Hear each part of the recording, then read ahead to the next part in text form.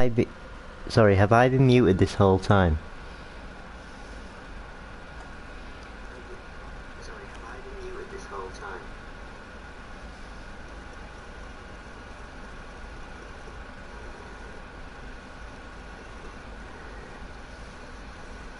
I have been muted this whole time, haven't I?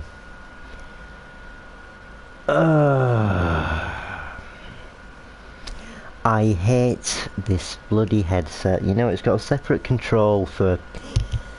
a separate control for... thingy. Right. I'll just drive, and pretend that that didn't happen. So, I couldn't tell. There's a silly separate button to unmute and then mute. Oh well. What I'll do is red car or terminal. I need to get the hang of this because it always kind of trips me up a little bit. I also am gonna turn the silly motion blur off.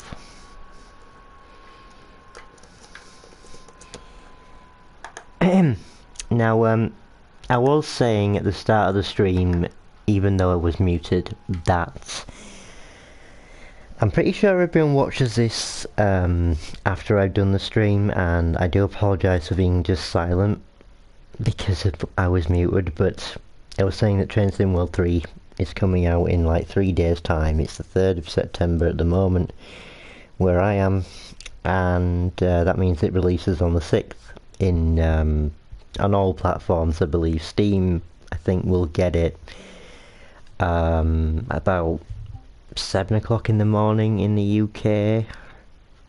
So I mean, I believe that Steam is sort of, when they release stuff, they release games about 7 o'clock in the morning wherever you are, because that's when the people at Steam kind of go to work and then they choose when things are released or not.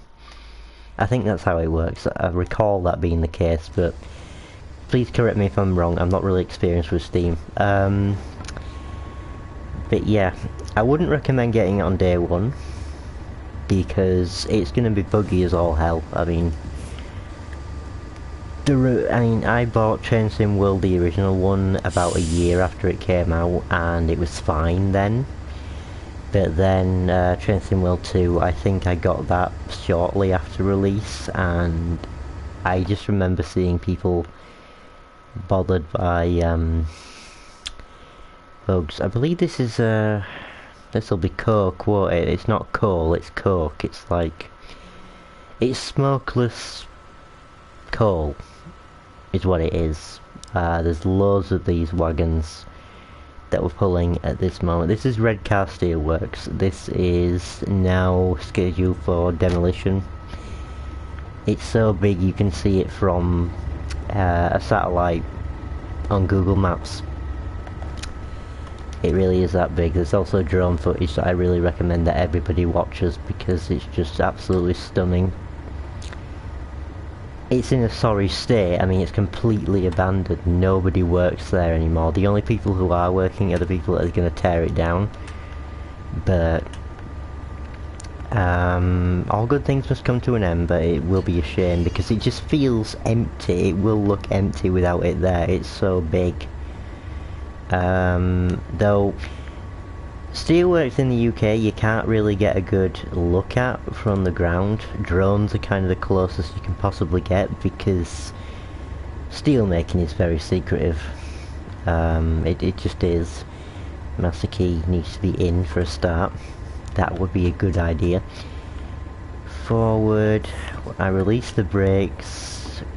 We're heavy enough that we don't roll back. That's good. And don't like the whole camera thing resetting all the way from here. Yeah, because it kind of likes to reset at the back of the train rather than... yeah. But away we go. Get her fired up.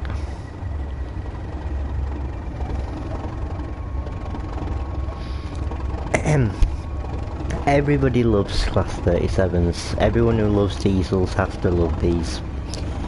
And this specific livery is... I think it's rail freight metals sector. So when British Railways became sort of... was it privatised? It kind of was. When it got split up into different sections and they no longer sort of had a unified British Railways, they plastered certain trains in rail freight metals if they were mainly used to haul metals, or coal if it was coal, construction if it was construction. You get the idea, and they all had different logos on the side. And actually the model of the train that I'm getting is in rail freight metals, so it's pretty much exactly like this one, just with a different nameplate on it. And slightly different details, because if you look at the Armstrong Powerhouse, what is it, expansion pack kind of thing, I think it's called an enhancement pack here, for Train Simulator, the one on the PC, you know, the PC exclusive. That there's two different volumes of that. I think volume 2 includes the older Class 37s, and it's amazing how much variety is within these, because they've got different colours of cabs on the inside, they've got different levels of glass strengthening on the windscreen, they've got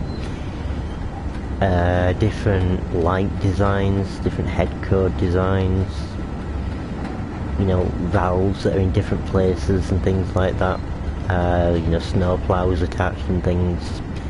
So it's amazing how varied just one class of train can be.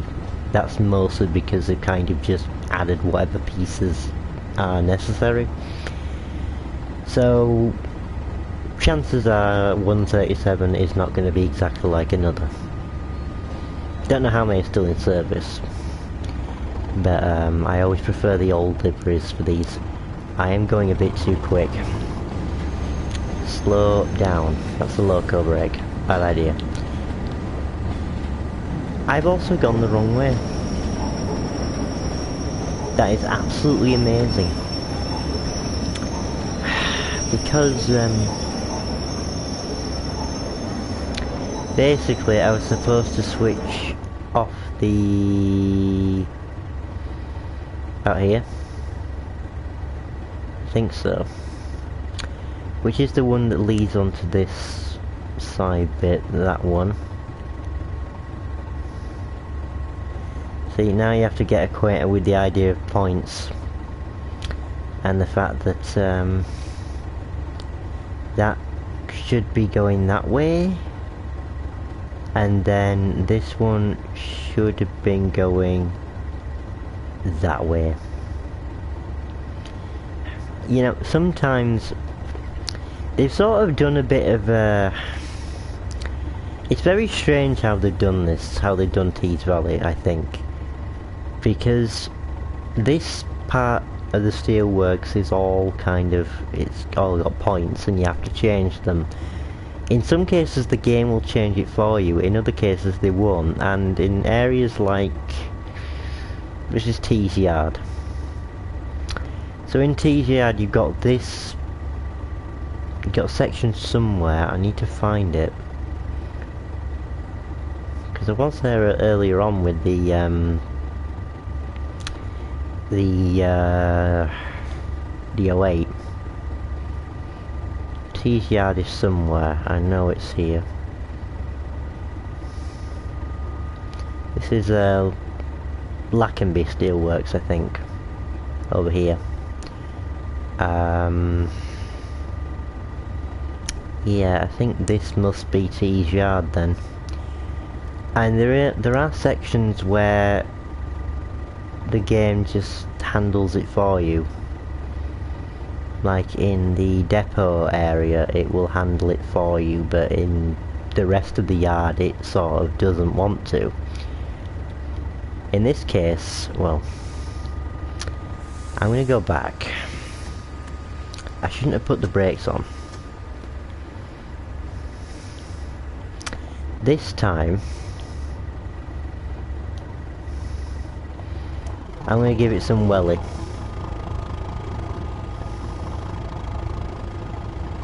Going back now. There, that's full throttle in a 37, it's bloody loud. They're nicknamed tractors because they sound like tractors. Like that sort of sound is what the engine sounds like. They are bloody loud. But with,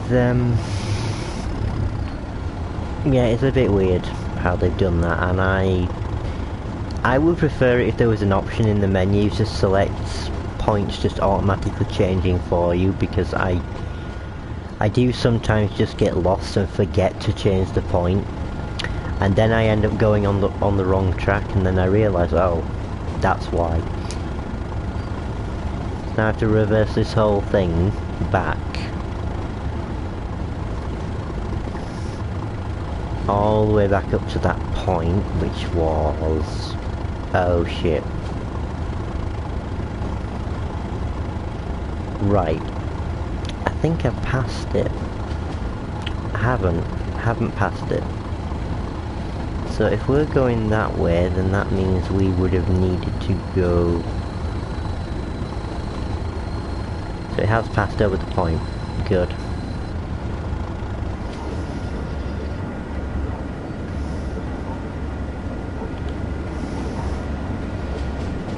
I don't know, maybe I should just restart.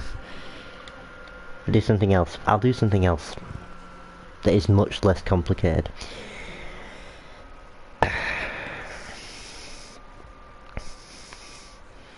That's just kind of...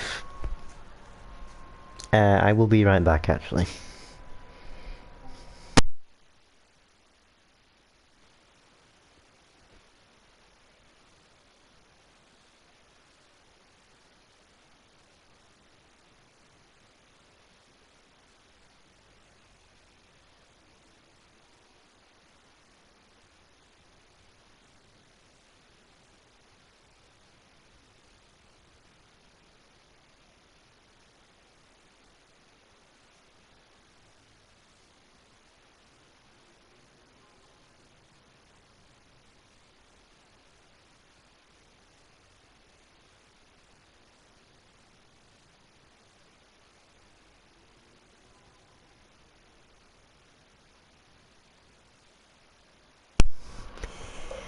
I've returned, and yes, it most certainly is not like cooking. I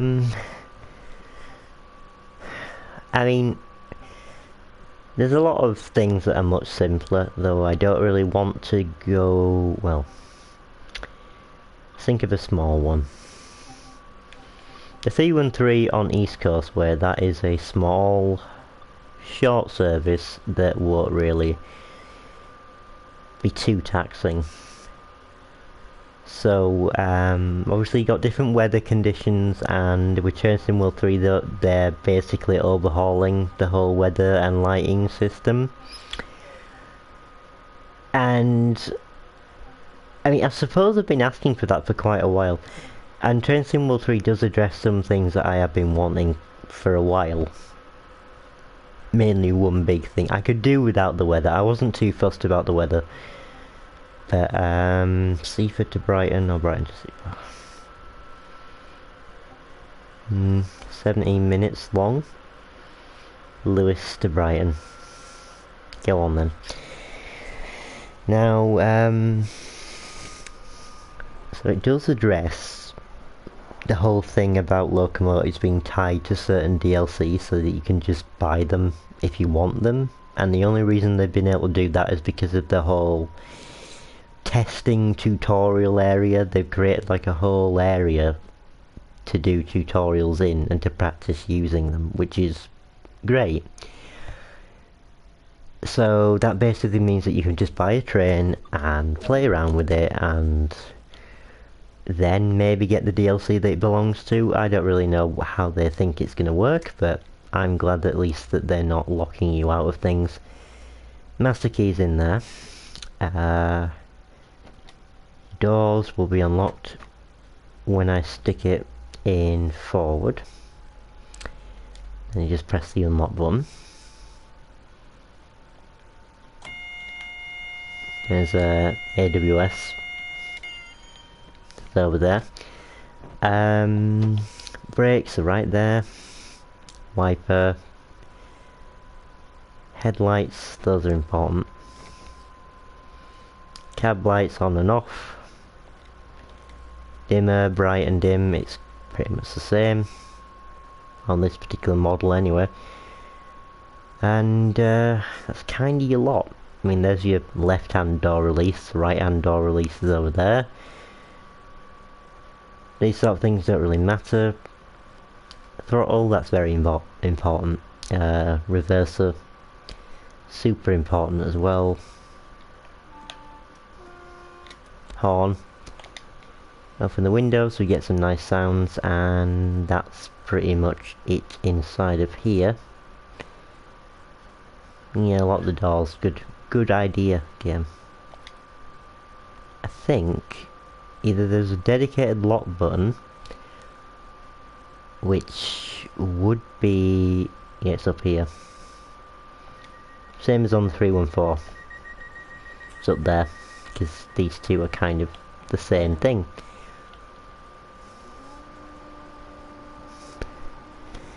And 313s operate with a camshaft rather than just traditional electric motors. Just use motors, but use a camshaft system instead, so it's like it sort of has gears, except it doesn't. And if anybody wants to ask me how a camshaft system works, don't bother, because I don't remember the specifics. I know that it matters when the I think there's like resistors inside the circuit, and they gradually get removed, and then that's how power increases. I mean, throttle 1 is basically just shunt, so it's, you know, travelling at a fairly low acceleration rate, and then you can go up to series and then parallel after that. Something like that, but this is just labelled throttle 1, 2, 3, 4 for simplicity's sake. Just like on the 314 from Cathcart Circle. Now, most likely people will enjoy the passenger stuff with Train Sim World and Train Simulators, because it's just simple point A to point B. You know, you drive along, stop at a station where you're supposed to, and then open the doors and close them again, get moving again. Very simple. Whereas with freight stuff, it's you're still travelling a long way, and it's still sort of point A to point B, but then there's things like, if you're going to a yard, there's probably going to be some points that you need to change. The game will always change it for you. I really wish that it did, but it doesn't. Not always. Just depends how the developers have designed it, and it is very clever how they've done it. You get a full 24-hour timetable pretty much. I mean, the line, every AI train is a service that you could be driving at that moment, and everything just works smoothly. Unless it's a scenario, in which case it could be just made wrong, and then like Cement Circle on Teesville line, that was infamous because they took forever to patch it and get it working. Whereas for some people it worked just fine, for others it didn't. Sort of chose when it wanted to work and when it didn't. But now it's fully patched and it's working, and I actually played it earlier on, so there's proof that it is working. And yeah, I still wouldn't recommend this game unless you're actually into trains and you don't mind the intricacies. Then don't bother. Although saying that, I seem to remember that this Train Sim World 3 will be on the PC Game Pass, which is weird because it's not on the Xbox Game Pass. Even though it would work on Xbox One and Xbox Series S or X or whichever one it is, I think it's both, it would work on them. They're only doing the Game Pass version, you know, you subscribe to the Game Pass and then you can play the game. So I think it's through cloud gaming or you download it. Probably download would be best. So they are apparently doing that for PC players but not for Xbox. So if you want to try it out, then do. Train Sim World either 1 or 2 was on the Xbox Game Pass, and I don't know if it still is, so I imagine it would also be on PC. You're just gonna have to check. Probably not anymore because they want to release Train Sim World 3 and they want that to go smoothly. I don't know, you're just gonna have a look. Now, Train Sim World is basically, what if Train Simulator had better graphics but had less content overall? That is what Train Sim World is. It's basically the console-friendly version that can actually run on a console. Because whilst the PC version could probably run on a console today, they chose to keep it PC exclusive. And that's probably for the best because people have got mods and things installed for it and various different things that people have created in the community, so... And I sort of get why they want to keep it that way. But, I don't know what the current state of affairs is. It used to be Train Simulator 2021 and then 2022, and now they've just changed it to Train Simulator Classic. Because I imagine that creating different versions every single year is tedious for them. And it makes no difference because the latest version can run the oldest content anyway. You just have to have the latest version installed to play the latest stuff. But now they've changed it to Classic. I guess that's not a thing anymore, that you don't need to have the latest version, you just need to have Train Sim Classic, and that's it. Probably that's how it works. Well, we've overshot the stopping point, but not that badly, I suppose. The brakes on the 313 are not the best.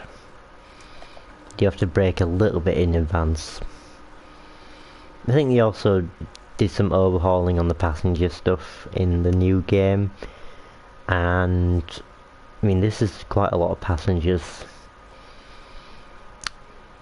which is a bit weird because sometimes there's barely any passengers at all, and then you just get situations like this where there's just, I mean, quite a lot.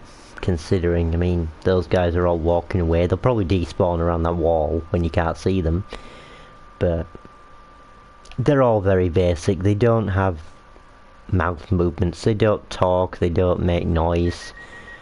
They just sort of move and get on and off the train. And when I say get on and off the train, I really mean they sort of teleport into their seat when they go through the door. And in Train Sim Classic, it's kind of the same story, I think.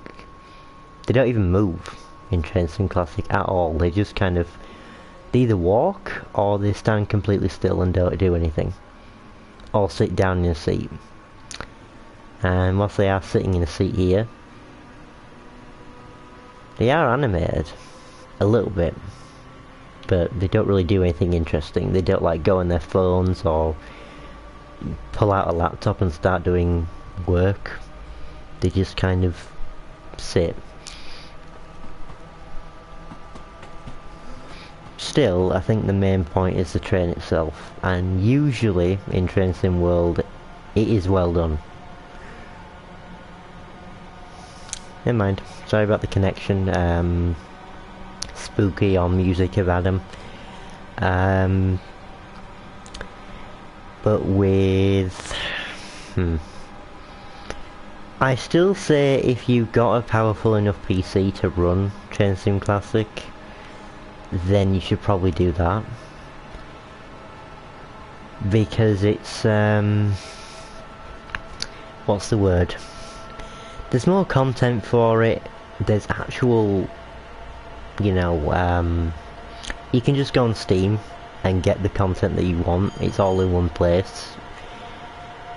And it's a bit more complex because I think Train Sim World 2, Train Sim World series is designed to be a bit more accessible. But yeah, once you have the basics down, everything is kind of the same.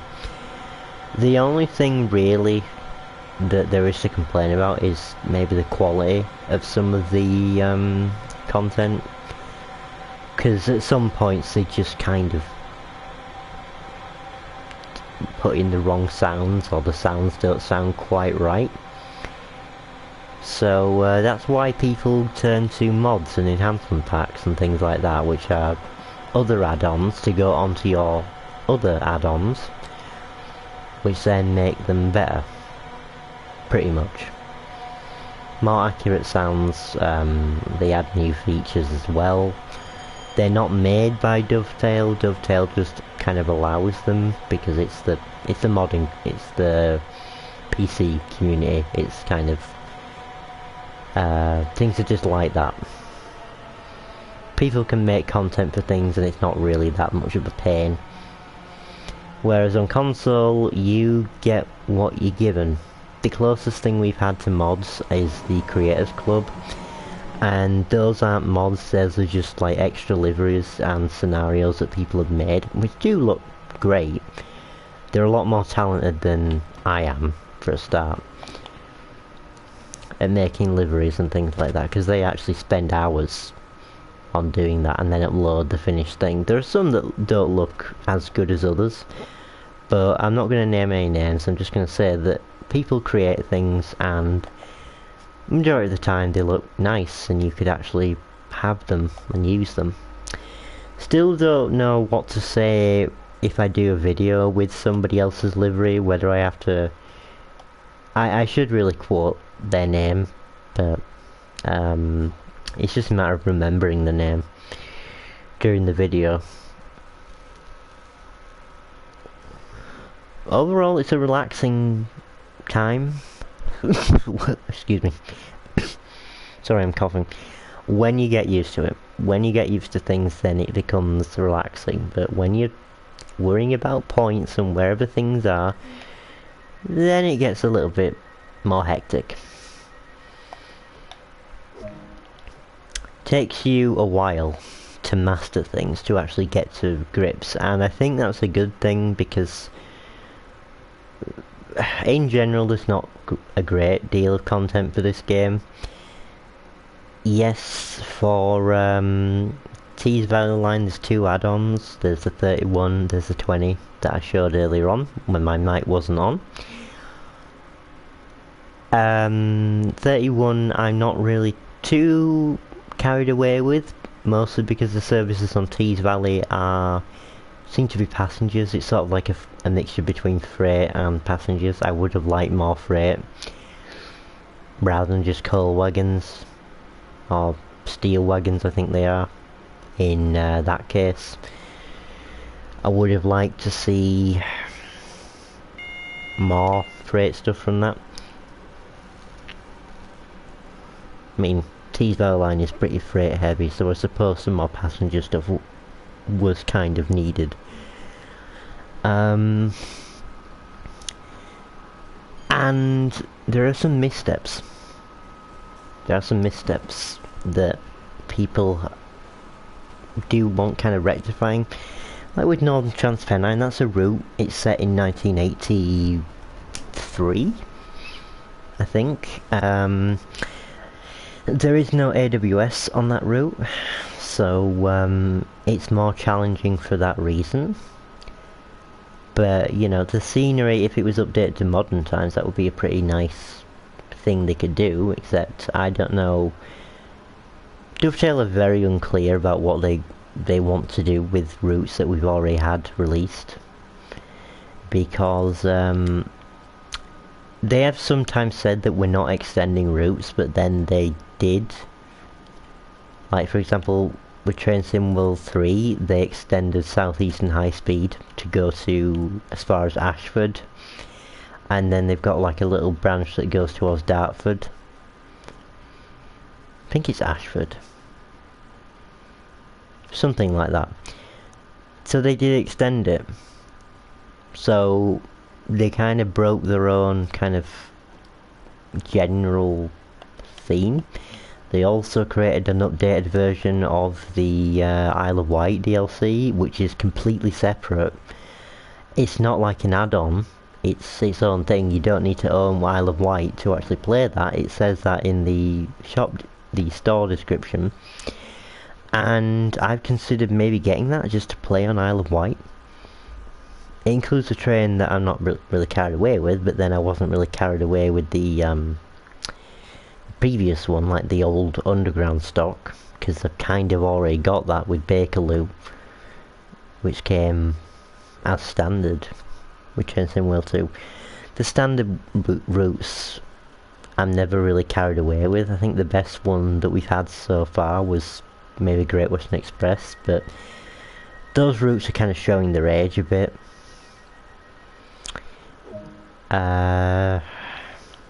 But yeah, I think in general there are some good DLCs, just nothing's perfect, and in general it's just the same route every time. Nothing really changes about it.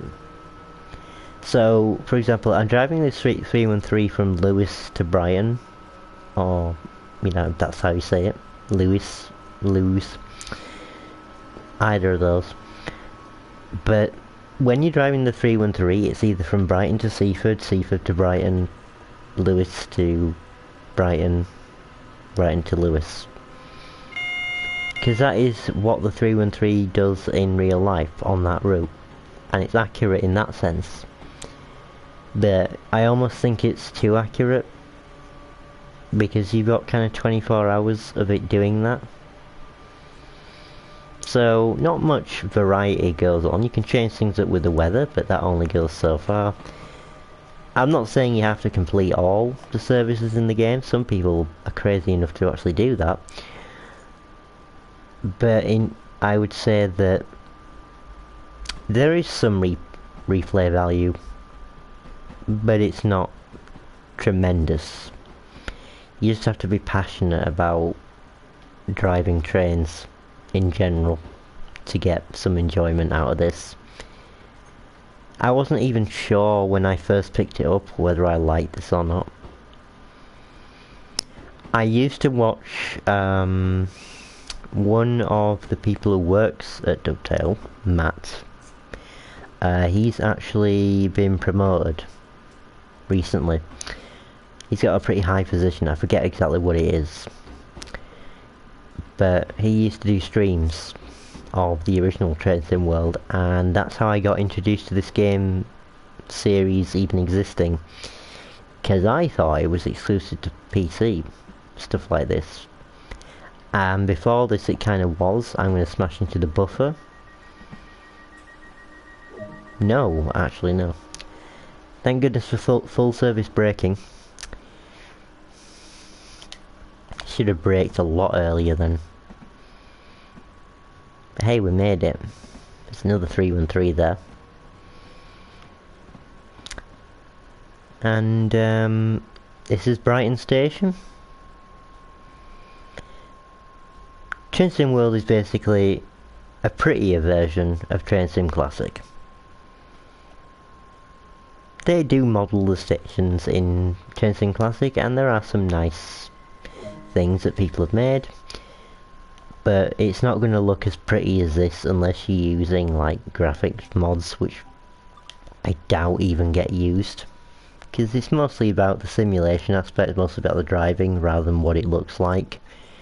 The models are pretty impressive, the features are nice, but it's not really about how it looks, it's more about how it plays.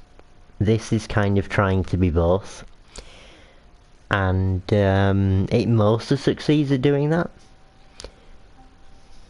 So that's good. This is just like, do you want to play Train Sim Classic, but do you want to play it on console?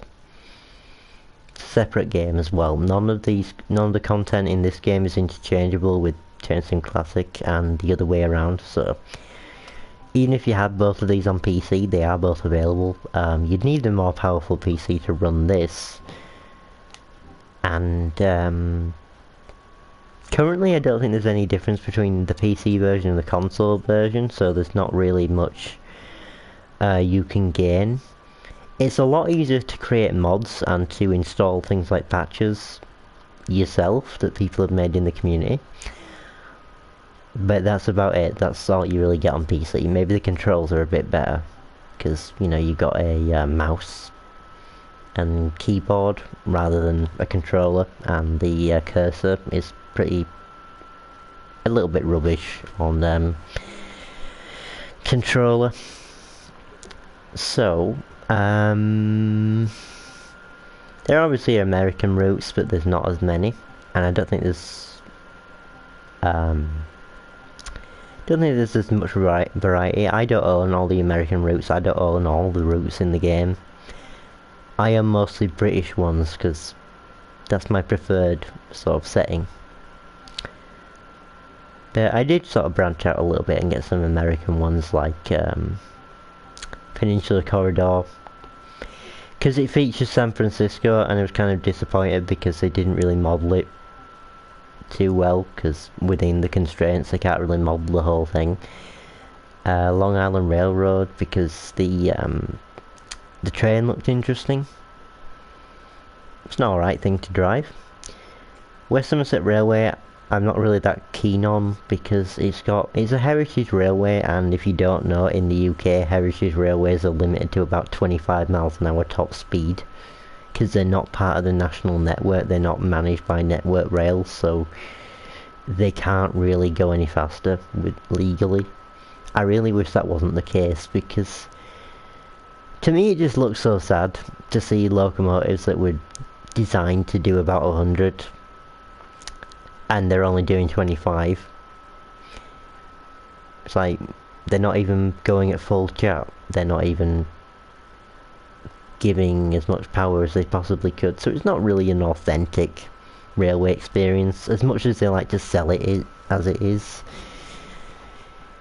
Don't get me wrong, I'm not against heritage railways, but it's just, I wish they'd go a bit faster.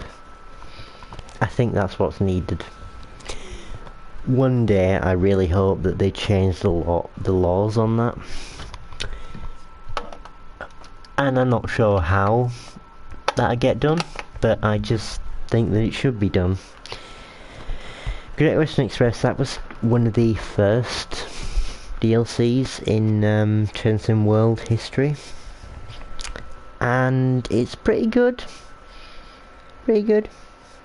What is this game about? I wonder. Could be trains.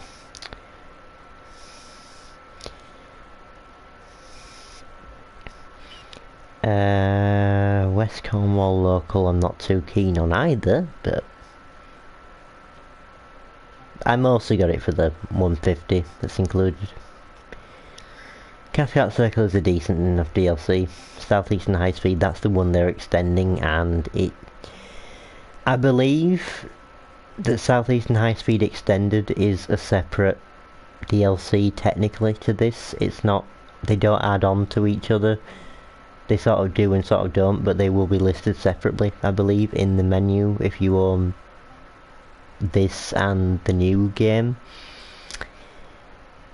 So, not exactly too sure on how that's going to work, but I believe that they're entirely separate. I think that was said kind of earlier on in one of their developer streams that they're doing recently. I can't pronounce this. Fahrstrecke Cologne, basically between Cologne and Aachen in Germany. It was a pretty nice looking train, but most of the German routes feel a bit samey to me, so Hauptstrecke Rhein-Ruhr. So Sandpatch Grade, Cologne to Aachen and Bakerloo line, they came as standard with Train Sim World 2, and then the rest are all add-ons from either previous versions, which are part of the preserved collection they call it. Essentially it's compatible with the newer game. It's basically what it means. It means that you can just use it on this version of the game without having to load up the old version. And a lot of the DLCs I actually purchased because I had the second version and it allowed me to have them all. So that was nice. Now I know I started streaming only about 44 minutes ago, or about 45 according to that the timer. But I think I'm gonna maybe call it a night. I mainly did this for Music of Adam to see what the game was like, but I think my general recommendations is, if you're gonna do anything, probably get Train Sim Classic, which is on the PC, it's exclusive to it, and just get content that you want on that, because it will all sort of work together. And then if you don't really like it, you haven't spent a lot of money, whereas with Train Sim World 2 you do have to spend quite a bit to get a decent amount of content that you can say, what shall I do today? That's kind of the thing. There are some strong DLCs on here, but it costs money. Everything costs money, and these DLCs are actually quite expensive. Whereas there's some on Steam, and there are obviously sales on Steam like quite frequently that you can get DLCs as a bargain, like total bargain. And if you don't end up enjoying something, then you probably haven't spent a lot of money on it. And at least with Steam, you can actually get your money back. Whereas with on console, which is mainly what this was designed for, I believe, you can't get your money back, which is what pretty much sucks, because there are a few games I bought on here which I really wish I didn't. But that's about it for today's stream. It's very short. I'll see you all another time. Sorry about not uploading a lot of Destroy All Humans videos. I am going to do it now. I know that the new one is out. I know the remake of Destroy All Humans 2 is out, and I believe that's only on PS5, PC and Xbox Series X, and I don't have any of those, so I can't really do anything. We do have a Series X, but it's not actually my console, so I'll see about it. I'll consider it. But yeah, I'll see you all another time.